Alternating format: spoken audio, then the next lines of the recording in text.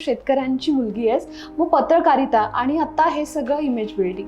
तर आधी तुझं बालपण सांगशील? माझे आजोबा, माझे वडील, आई आणि या सगळ्यामध्ये एक कुठेतरी कल्चरल आमच्या घरामध्ये एक वातावरण होतं. प्रत्येकाला मत मांडण्याचा अधिकार हा तिथून सुरू झालेला आहे. माझं जर्नलिझम अगदी शिवाजी युनिव्हर्सिटीमध्ये झालेलं आहे, की मी असं पुण्यात वगैरे झालेलं नाही आहे.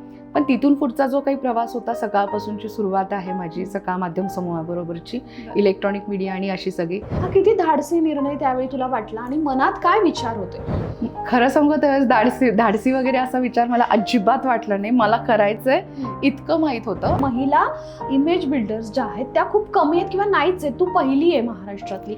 हे क्षेत्र नेमकं काय आहे? तर तुम्ही नेहरू गांधींपासून जरी बघितलं तरीही इमेज बिल्डिंग तेव्हापासून होती. इमेज बिल्डिंग मोदींनी केलेलं आहे हे इथपासून खऱ्या अर्थानं आपण चर्चेत, कारण आपल्याकडे त्यावेळेस डिजिटल प्लॅटफॉर्म आले. कन्व्हिन्सिंग पॉवर किती महत्वाची वाटते या सगळ्यामध्ये? काय कायांचे प्रश्न असेही असतात की आमची इमेज आहे म्हणूनच आम्ही नेते आहोत अगदी, किंवा आम्हाला लोक निवडून देतात. पण त्या सगळ्यामध्ये त्यांच्या असलेल्या व्यक्तिमत्वामध्ये पैलू पाडणं हे आमचं काम राहतं. तुझा पहिला क्लायंट आणि त्याचा अनुभव काहीतरी सांगशील? पहिली संधी मिळाली, पहिलं नगरसेवक म्हणूनचं क्लायंट होतं ते म्हणजे माझं पुण्याचे महापौर होते प्रशांत जगताप.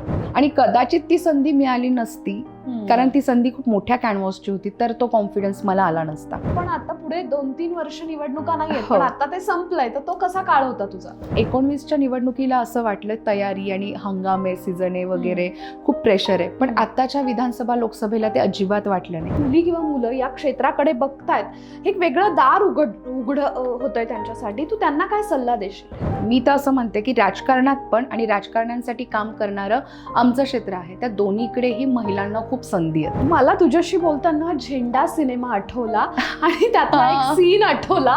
जो सीन तू म्हटली ना, त्याच्यामध्ये त्या कार्यकर्त्याची जी भावना आहे ना, ती खरंच खरी आहे. अजिबातही तुम्ही दुसरीकडून जाऊन तिथे काम करू शकत नाही. त्यामुळे आमच्यासाठी कार्यकर्ता महत्वाचा आहे. मूवीच्या फ्रेममध्ये कदाचित ते फक्त मूवी पुरतं असेल.